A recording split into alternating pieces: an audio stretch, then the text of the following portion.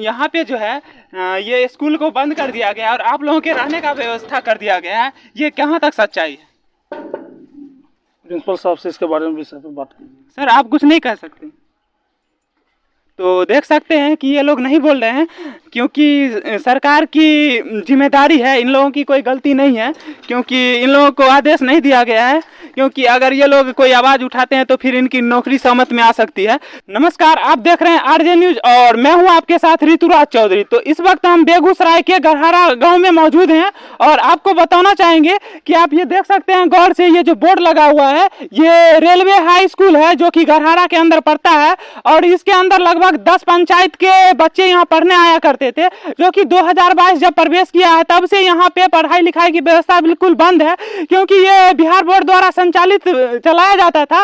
लेकिन अभी यहाँ पे कहा जा रहा है कि यहाँ पे आरपीएफ वालों का कैंप लगा दिया गया है, जिस वजह से यहाँ पे पढ़ाई की व्यवस्था बंद हो गई है। और बिहार सरकार और केंद्र सरकार ये मानने को तैयार नहीं है। उन्हें यह ऑफर दिया गया कि अगर आप चाहें तो ये चला सकते हैं, लेकिन वो लोग चलाने को मजबूर नहीं है। और सबसे अहम बात आपको बता दें कि इस क्षेत्र में एक भी ऐसा कॉलेज नहीं है। सरकार तो बहुत वादे करती है कि हर पंचायत में एक +2 चाहिए, लेकिन यहाँ पे 10 पंचायत में एक भी ऐसा कॉलेज नहीं है। आप गौर से देख सकते हैं, स्टेशन नंबर दिया हुआ है और ये स्कूल कोड दिया गया है, लेकिन जमीनी स्तर पे इसकी कोई सच्चाई नहीं है, ये सिर्फ नाम का लगा हुआ है। ये देख सकते हैं कि जब इसका देख रेख नहीं किया गया है तो वो और सच्चाई क्या होगा। और आपको दिखा दे कि यहाँ पे किस तरह से गुंडागर्दी हो रही है, अंदर जाने के लिए भी नहीं दिया जा रहा है, ताला लगा लिया गया है और बताया जा रहा है कि ये अलाउड नहीं है। तो कहीं ना कहीं आप लोग गौर से देख सकते हैं कि यहाँ पे अभी कोई सर निकलने वाले थे, लेकिन हम लोग कैमरा ले रहे थे, इस वजह से रोक दिया गया है।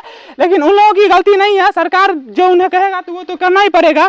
तो आइए इस मामले में अच्छे से बात करते हैं यहाँ के कुछ ग्रामीणों से कि ये कहाँ तक सच्चाई है। सर, ये जैसा कि हमने बताया है कि ये क्षेत्र में जो कि स्कूल आज 2022 से बंद है, तो इसमें आपका क्या कहना है?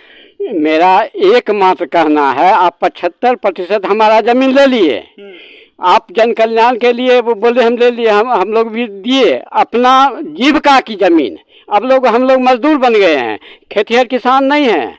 इसके बावजूद हमारे बच्चे अब कहाँ जाएंगे ये बतावे सरकार कि हमारी बेटियां, हमारे बेटे किस विद्यालय में पढ़ेंगे, कहाँ पढ़ेंगे, या वो बोल दे कि आपका बेटा और बेटी क्रिमिनल बनेगा तो हम लोग मान लेंगे कि सरकार की यही मानसा है। जैसा कि बताया जा रहा है सरकार द्वारा कि हर एक पंचायत में एक हाई स्कूल की व्यवस्था है, लेकिन यहाँ पे तो आप लोगों ने बताया कि 5-6 पंचायत के लोग यहाँ पढ़ने आते हैं जी। तो फिर ये कहाँ तक सही है? उसमें एक गरहारा 1 और 2 पंचायत था पूर्व में, जो अब तो नगर परिषद बन गया है, इसमें तो है ही नहीं।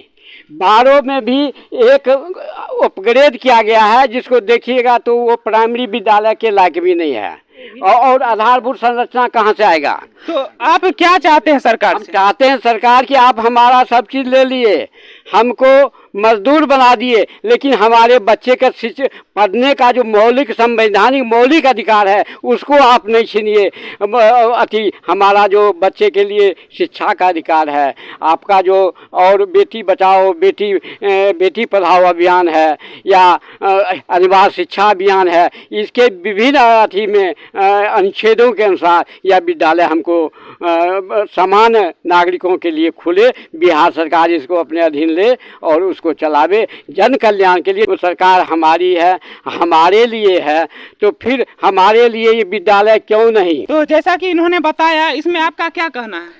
यहाँ हम लोग इस स्कूल के स्टूडेंट रहे हैं जी, और काफ़ी इस स्कूल की जैसा सुविधा आसपास के 10 गांव में नहीं होगा। इतनी बढ़िया सुविधा है। चल शाम में लोग प्रतियोगिता के लिए दौड़ कर भी फोर्स का नौकरी, काफ़ी लोग साल में 10-20 स्टूडेंट यहाँ से फोर्स की नौकरी लेते थे, एसएसबी।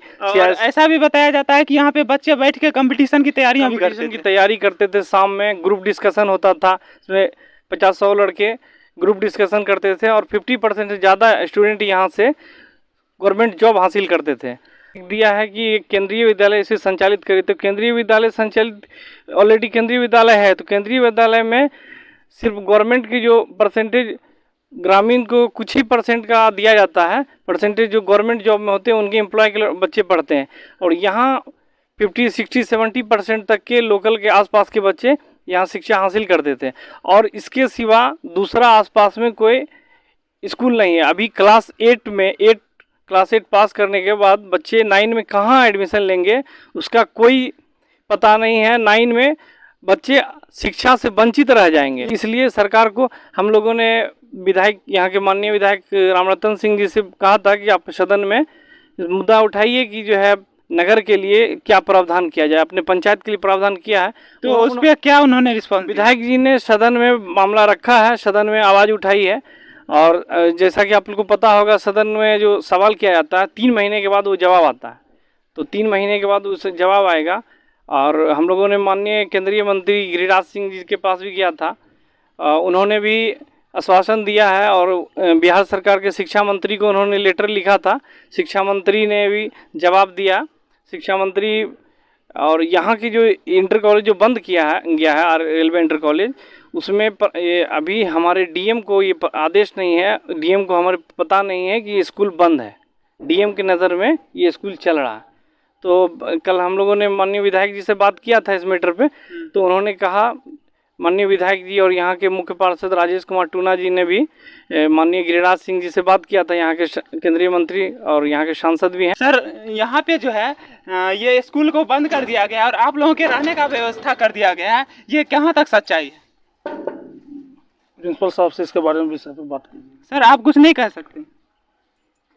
तो देख सकते हैं कि ये लोग नहीं बोल रहे हैं क्योंकि सरकार की जिम्मेदारी है, इन लोगों की कोई गलती नहीं है, क्योंकि इन लोगों को आदेश नहीं दिया गया है। क्योंकि अगर ये लोग कोई आवाज़ उठाते हैं तो फिर इनकी नौकरी सहमत में आ सकती है, तो इसीलिए ये लोग कुछ बोल नहीं रहे हैं डर से। और आइए यहाँ पे कुछ और लोगों से बातचीत करेंगे कि यहाँ उन लोगों की क्या मंशा है। तो जैसा कि देख सकते हैं, ये विदेश में रहते हैं और यहीं से इन्होंने पढ़ाई करके विदेश की यात्रा किया है। तो इनसे बातें करना चाहेंगे कि ये इतना दुखी क्यों है।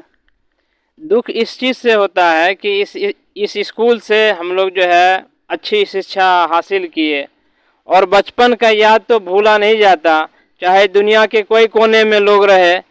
तो वहाँ जो है हम लोग जो है जापानी जो है पूरे वर्ल्ड के लोग वहाँ जो है हमसे मुलाकात होती है, तो सारे लोग जो है अपना अपना जो है बताते हैं कि हम फलानी स्कूल से पढ़े हैं, कोई इंग्लैंड से पढ़े हैं, कोई फ्रांस से है। इसी तरीके से हम भी अपनी स्कूल का परिचय देते हैं कि जो है गरहारा के अंदर इसी रेलवे इंटर कॉलेज से मैंने भी वहाँ जो है +2 किया है और उसके बाद फिर जो है आगे का रास्ता तय किया है, दिल्ली गए हैं, मुंबई गए हैं, उसके बाद जो है मैं विदेश का रास्ता अपनाया।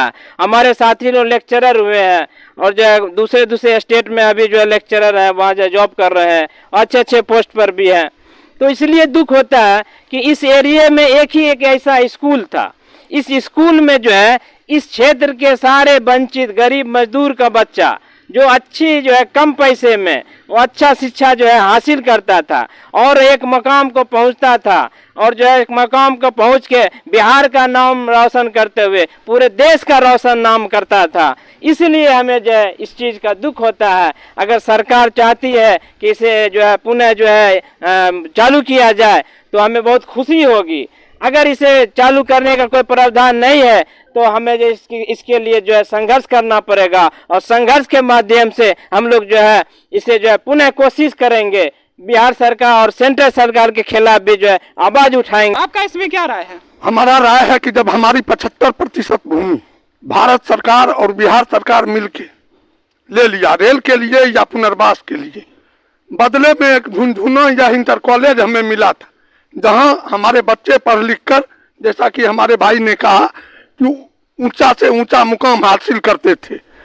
यह वह मिट्टी है जिस मिट्टी ने राष्ट्र कवि दिनकर दिया, यह वह मिट्टी है जिसने संवित सरकार बिहार के पहले सिंचाई मंत्री बाबूराम तरितर सिंह को पैदा किया, यह वह मिट्टी है जिसने पटना हाई कोर्ट के फर्स्ट चीफ जस्टिस खान बहादुर ताहिर हुसैन को पैदा किया। उस मिट्टी में आज इस इंटर कॉलेज को बंद करके हमारे आने वाले भविष्य को बर्बादी के गर्त में धकेला जा रहा है। इसके लिए जिम्मेवार भारत सरकार और बिहार सरकार है। हम लोगों की एक ही मांग है कि आधारभूत तमाम संरचना रहते हुए इस विद्यालय को बिहार सरकार अंडरटेक करके अपने हिसाब से इस इंटर कॉलेज को चलावे। यहाँ पे लोग कहते हैं कि यहाँ जो जुआरियों का अड्डा बन चुका है, क्योंकि हमारे सहयोगी भाई पत्रकार कुछ दिन पहले आए थे तो यहाँ पे देखा गया था कि चारों तरफ जुआ वगैरह जो भी होता है प्रोसेस, शराब का बोतल फेंका हुआ था। तो इसमें आपका क्या सच्चाई है? क्योंकि बिहार में जो है शराब बंद है, लेकिन फिर भी यहाँ पे स्कूल कॉलेज में अगर इस तरह का व्यवस्था होगा तो फिर बच्चों पे इसका क्या असर पड़ेगा? कहने को बिहार में भले शराब बंद हो, लेकिन जितना शराब बंदी के पहले शराब बिकता था शराब बिहार में, उससे अधिक शराब की खपत अभी होती है। अधिक बोलने पर प्रशासन कहेगा कि सूत्र बताओ। अच्छा सर, आप ये बताइए कि यहाँ पे अभी प्रशासन बंद लोग रहते हैं तो कहीं ना कहीं तो उन्होंने ही शराब पी के यहाँ फेंका होगा ना? मे भी पॉसिबल ऐसा हो सकता है। तो इस पे आप लोग कभी आवाज नहीं उठाए? ये मानते हैं कि आप बच्चों के लिए आवाज उठाए, लेकिन ये कहाँ तक सही है? ये दारू का बोतल फेंका रहता है, इससे बच्चों पे क्या असर पड़ेगा? जब बच्चे ही यहाँ आना बंद कर दिए हैं, कोई रहनुमा यहाँ है नहीं, तो यह तो आरपीएफ के अफसरों और कर्मचारियों के मनमर्जी पर यहाँ की व्यवस्था चलती है। इस संबंध में मैं क्या कहूँ, सरकार को स्वतः इस पर संज्ञान लेना चाहिए। तो आप लोगों ने देखा कि यहाँ पे किस तरह की व्यवस्था थी। यहाँ पे सभी लोग ग्रामीण काफी ज्यादा परेशान थे। सरकार तुम्हें कौन बनाया? जनता ने बनाया है ना, तो भाई तुम सही से चलाओ। और हम लोगों को शिक्षा का व्यवस्था यहाँ अगर सही नहीं रहेगा तो युवा में और डाकू भ्रष्टाचार ये सब तो फैलेगा ना। तो सरकार से विनती है कि इस पर जल्द से जल्द कार्रवाई करे और आपको यहाँ के बारे में दिखा दे कि इस क्षेत्र का सबसे बढ़िया कॉलेज था और एकमात्र कॉलेज था, और इसका फील्ड इतना बड़ा था कि सभी यहाँ पे बच्चे लोग दौड़ धूप करने आते थे। तो थोड़ा सा मेरे सहयोगी भाई से कहूंगा कि ऊपर दिखा दे कि कितना बड़ा इसका हॉल है, तो आप लोग ऊपर से अंदाजा लगा सकते हो कि ये कितना बड़ा हो सकता है। यहाँ पे सारी व्यवस्थाएं थी, लेकिन सभी बहुत ज्यादा दुखी हैं। तो सरकार से विनती है कि इसको संज्ञान में लेने का कष्ट करे, और फिर मिलते हैं अगले वीडियो में इस तरह की समस्याओं के साथ। तब तक के लिए जय हिंद।